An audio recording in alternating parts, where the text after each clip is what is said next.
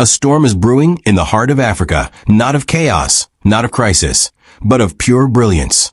A quiet revolution has just begun, and at the center of it is a teenage girl from Akwa Ibom State, Nigeria, whose name will soon be etched into the very history of African innovation. Her name is Ayabasi, a name that means the beauty of God in her Ibibio language. And indeed, what she has birthed is nothing short of divine. At just 17 years old, Ayabasi has developed an invention that could shift the tectonic plates of global technology, an artificial intelligence-powered phone she calls Ifiak. In Ibibio, Ifiak means wisdom, and this device is exactly that, the embodiment of African wisdom, ingenuity, and futuristic vision. Forget everything you know about phones. The Ifiak isn't just a phone, it's an idea that dares to challenge a system that has long dictated who gets to innovate and who gets to consume. It's a voice-activated, screenless device that uses holographic projections to display data, images, and even video calls in the air like something out of a science fiction movie. You don't touch it, you talk to it, and it talks back intelligently.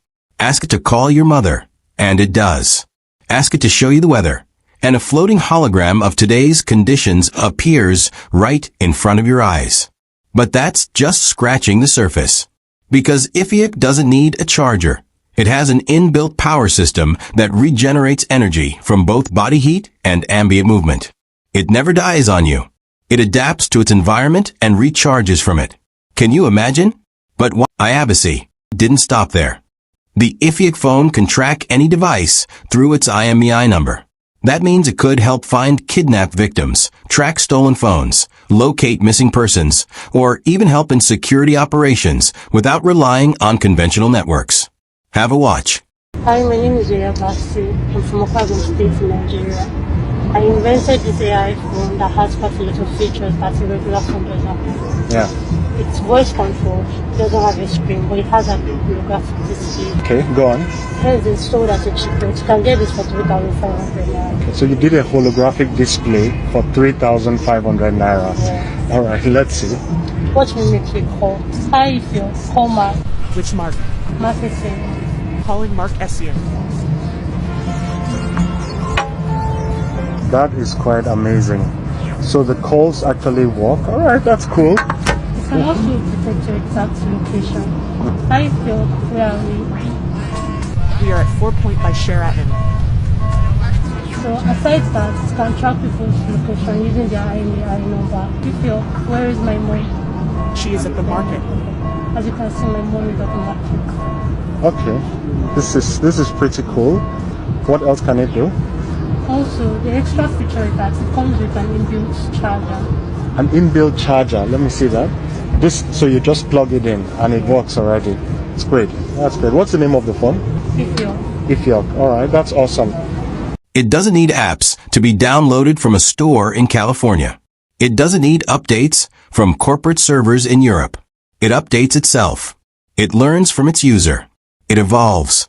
And it was invented by a teenage girl in Nigeria, not in a billion-dollar Silicon Valley lab, not in a Samsung boardroom in Seoul, but in the modest home of a girl whose only lab was her curiosity, her books, her wires, and her relentless mind.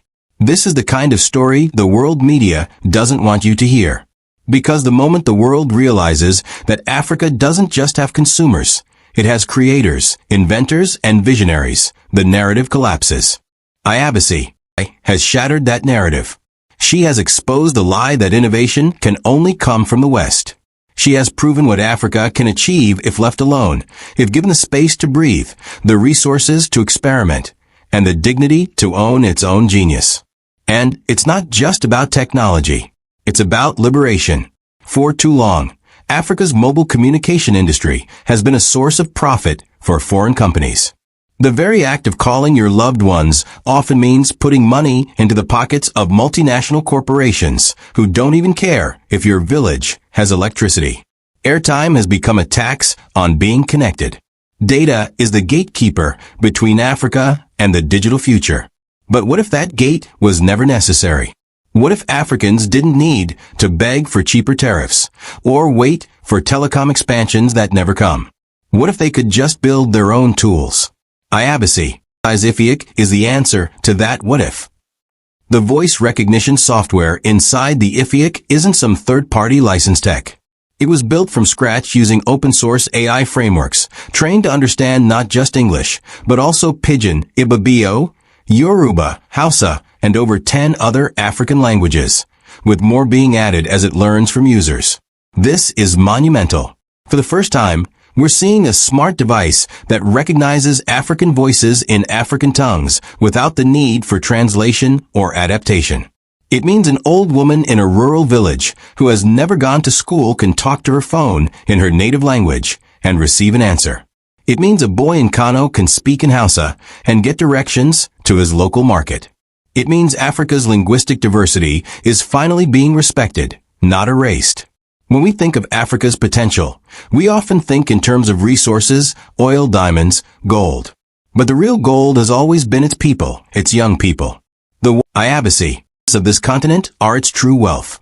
If a young girl in Akwa Ibom can create a phone with a holographic display, inbuilt power system, voice intelligence, and tracking capabilities, then what else is possible when we believe in our own?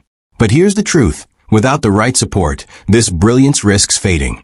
This is where Africa must rise not just in pride, but in action. Iabasi does not need applause. She needs investment.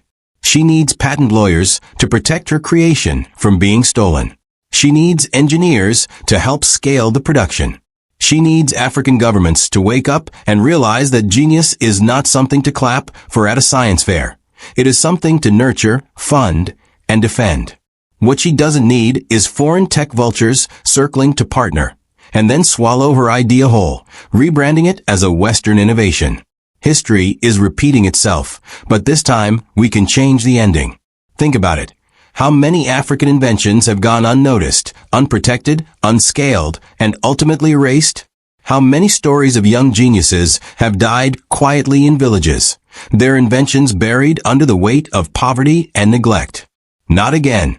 Not with Iabasi. The IFIC phone must be the beginning of a new era, an era where Africa's inventions are not just news stories, but global solutions. And let's talk about the symbolism of IFIC. A phone with no screen, yet more powerful than any iPhone. A voice-powered interface that respects your mother tongue. A device with no charger, yet never dies. Is this not the metaphor for African resilience? For the invisible brilliance that doesn't always flash on screens, but burns bright in the minds of our people? It is time the world stops looking at Africa as a blank screen and starts seeing the hologram, complex, rich, multidimensional, and blazing with color. Imagine an Africa where every child learns coding in their language, where tech labs are built not in urban centers, but in every school, every village, every district. Imagine IFIC being used across hospitals to coordinate remote diagnostics, in markets to facilitate AI-powered trade, in schools to deliver holographic lessons to places without teachers. Imagine AI built on African values, on community, care, cooperation. Not surveillance capitalism, not consumerism, but Ubuntu. And what about security? The IMEI tracking system in IFIC could revolutionize the way we deal with crime.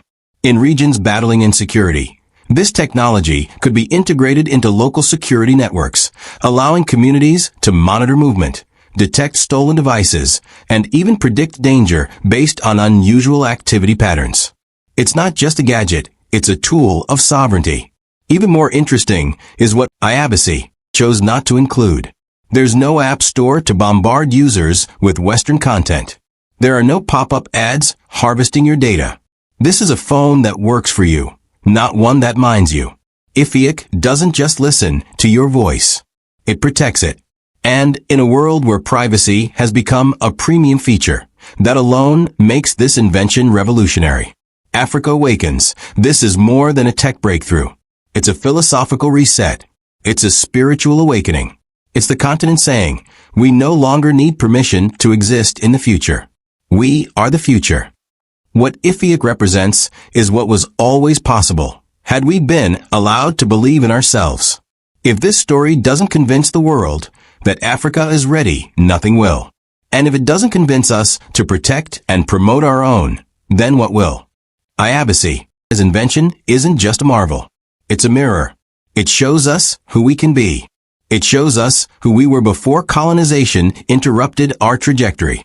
A people of wisdom, of Ifiak.